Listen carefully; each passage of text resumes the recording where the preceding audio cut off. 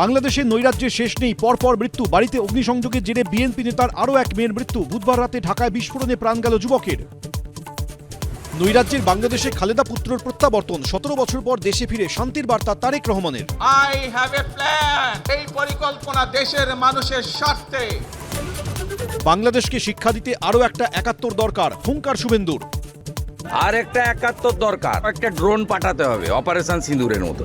পদ্মাপাড়ে নৈরাজ্য নিয়ে সরব শুভেন্দু, কথা বলতে চেয়ে বিরোধী দলনেতাকে ডাকলো Bangladesh deputy high commission. Bangladesh deputy high commission 4টের সময় আমার সঙ্গে দেখা করতে চেয়েছেন।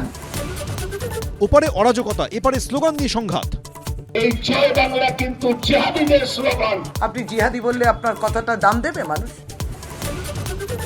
জাকিয়ে শীতে বড়দিনে বড় মজা। কলকাতা থেকে জেলা জমজমাট ক্রিসমাস, রাতের সঙ্গে পাল্লা দিয়ে পার্ক স্ট্রিটে বাড়ছে ভিড়।